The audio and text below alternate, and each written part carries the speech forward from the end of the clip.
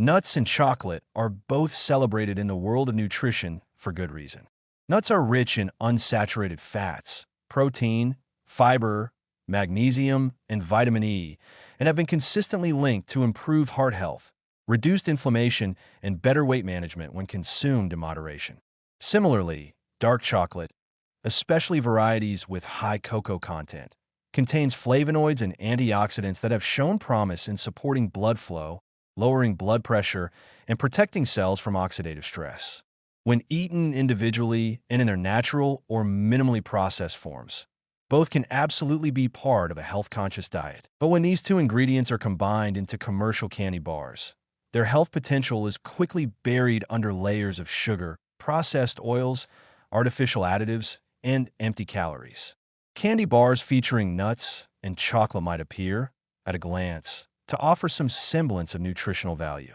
After all, they're not entirely made of sugar. There are almonds, peanuts, or a bit of cocoa in there, right? Unfortunately, this is where marketing and reality diverge.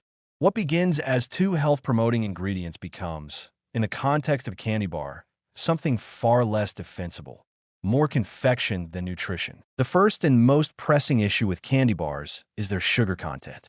Most bars contain anywhere from 20 to 35 grams of added sugars per serving, which is already well above what the body needs or can benefit from in a single sitting. These sugars are usually in the form of corn syrup, glucose syrup, or other refined sweeteners that spike blood sugar quickly, leading to energy crashes, cravings, and over time, increased risk of insulin resistance and type 2 diabetes. Excess sugar consumption is also linked to chronic inflammation, fatty liver disease, dental problems, and even certain types of cancer. When you take a naturally nutrient-rich ingredient like dark chocolate and flood it with sugar, you don't just dilute its benefits, you actively reverse many of them. Then there's the fat profile. While nuts provide heart-healthy monounsaturated fats, candy bars are often made with palm oil, hydrogenated oils, or other cheap fats that are used to stabilize texture, extend shelf life, and ensure a creamy mouthfeel. These fats may include trans fats or high levels of saturated fats, which are far less beneficial and, in some cases, harmful when consumed regularly. The inclusion of nuts doesn't cancel out the damage from these processed fats. It just gives a false impression of balance. The nuts used in candy bars also aren't exactly raw or lightly roasted. They are often coated in sugar, salt, or glazed with flavoring agents that further compromise their nutritional integrity. The roasting process itself, especially at high temperatures, can destroy some of the healthy fats and antioxidants, and the added salt can push sodium content higher than most people realize. High sodium intake, especially when hidden in sweet foods, contributes to elevated blood pressure and an increased risk of cardiovascular disease. For people already watching their salt intake, these kinds of hidden sources can be especially problematic. Candy bars also contain very little fiber or protein, two nutrients that help regulate appetite and slow digestion, which are abundant in raw nuts, but often lost or underrepresented in candy. This lack of satiety makes it easy to overeat, encouraging portion sizes that far exceed what's appropriate for a snack.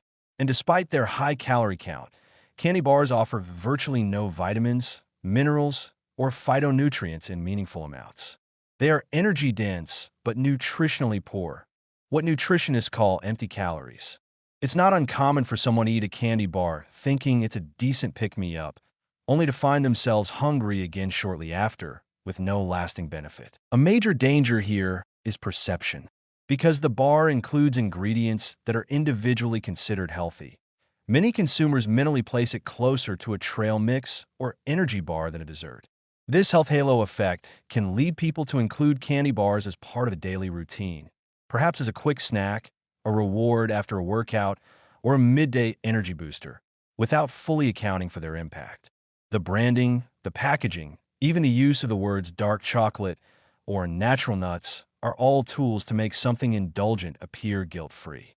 But at the end of the day, a candy bar is a candy bar, not a health food. It's worth acknowledging that some newer brands try to offer slightly cleaner versions with fewer additives and lower sugar content. But even the healthier options often walk a fine line and still need to be viewed as occasional treats, not staples. Just because something is organic, gluten-free, or non-GMO doesn't mean it's nutritionally sound when consumed frequently. If you want to enjoy the benefits of nuts and chocolate, the best strategy is to eat them separately and in their purest forms. A small handful of raw or dry roasted nuts paired with a square or two of 70% or higher dark chocolate is far more balanced and satisfying than a sugar-laden bar trying to imitate health.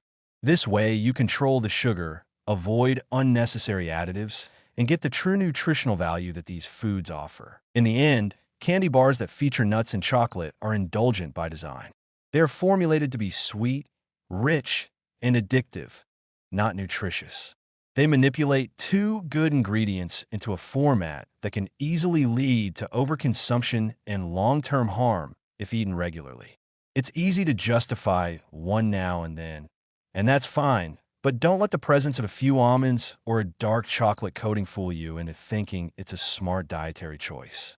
It's dessert, not fuel. And when health is the goal, it's important to tell the difference.